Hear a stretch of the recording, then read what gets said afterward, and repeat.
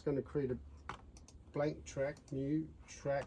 Now either stereo or mono, so we will use the MS stereo microphone, so make it one mono track for the moment.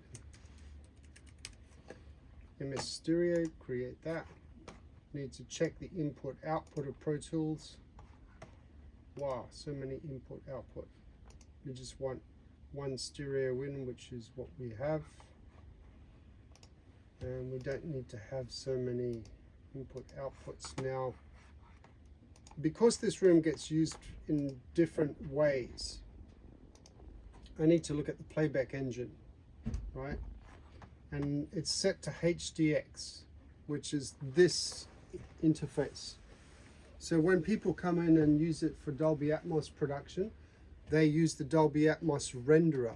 So inside the playback option, you've got Dolby Audio Bridge. So that may be used when, well, that will be used for the Dolby Atmos class.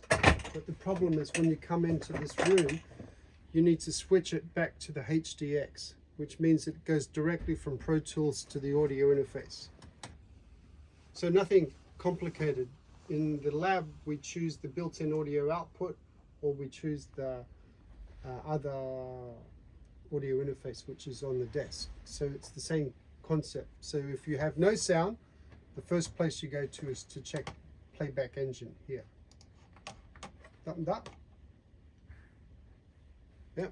So your buffer size here is fixed, which is a bit strange. Why it doesn't allow me to change. Oh, here. 512 is a safer buffer size to set. So that's that established. Let's go to the input output. Looks way too complicated. I don't need so many outputs. So we've only got 4 possible input output, and it looks too intimidating. So let me get rid of that. Similarly with the input, don't need so many. Get rid of that.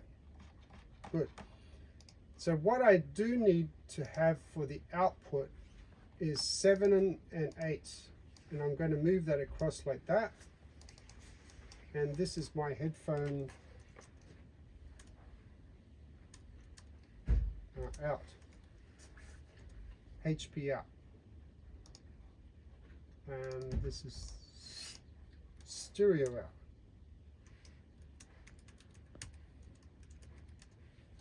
So physically going out of the hardware, out of the computer through this, I need to have an output 7 and 8, which is going to be for the headphone amplifier, so that I can hear sound. My input, stereo input, so this I'll label MS.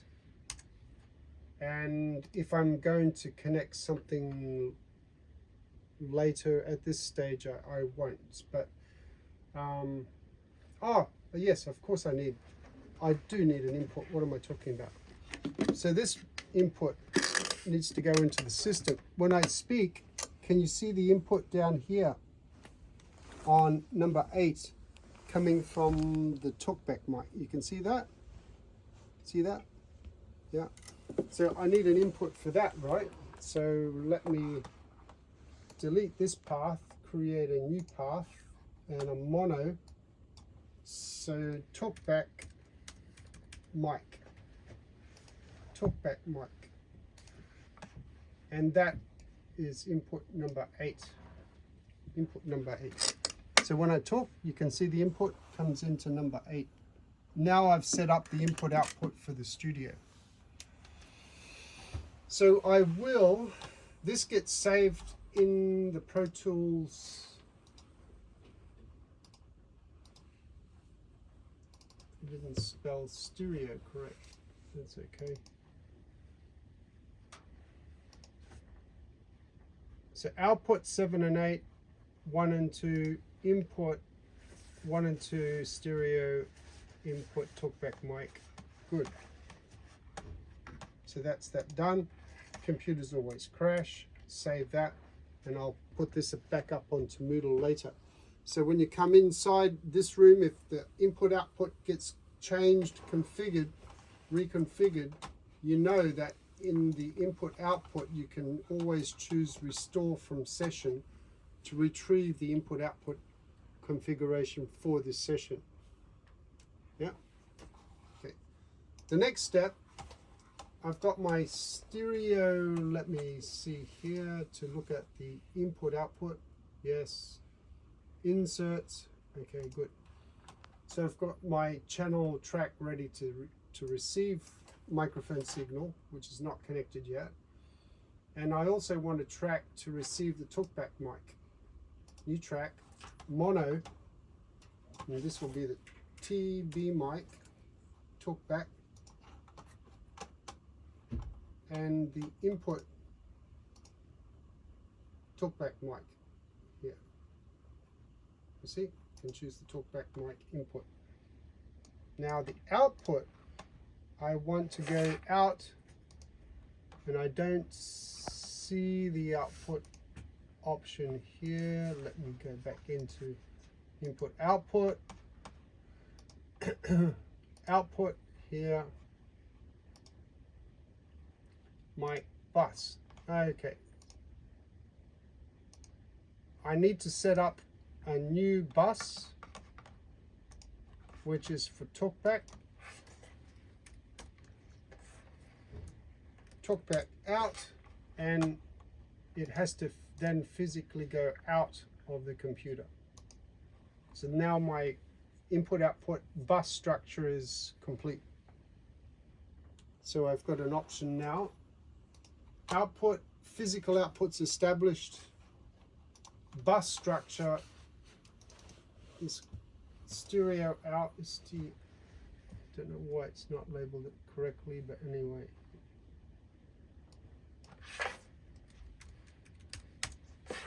Stereo out. Tick that to physically go out of the computer. And now when I go to talkback, I can choose an output, which is talkback out, mono to stereo. So it's going to go out,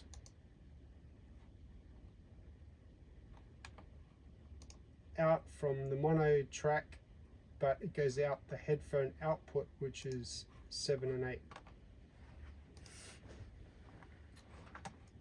Okay, so this initially may be very, very, very confusing for you. To use the studio for the first time, it's very confusing. So let me summarize how the input output works in the studio. There is a control panel inside, shortly we'll go there, has maximum 4 channel input. Those 4 channel microphone inputs come into the headphone amplifier, microphone preamplifier. Because the microphone level is very low, it needs to be raised up. It comes into the microphone preamplifier. Out of here, it goes into the first 4 channels of the interface down here. The first 4. So it raises the level up and goes into the physical interface here. And then I can record 4 separate channels at the same time. We later will have the MS stereo connected to 1 and 2. That's why the first track here was established. But I need to also communicate to that room. Otherwise they won't hear me. When this button is on, the mic signal comes into input number 8. Input number 8. The headphone amplifier, which is here, is receiving the signal output from 7 and 8 of the audio interface. Audio interface 7 and 8 goes into the headphone amplifier. That then goes into that room. So that way we separate the stereo out for the speakers to the 7 and 8 channels, number 7 and 8 output, which goes to the headphone amplifier. We've got that separation control. Otherwise they would never hear us, and we couldn't combine 1 and 2 to the headphone amp because there would be no way to separate the outputs. So that's why we established the settings of the Pro Tools session. Okay, I think we can stop the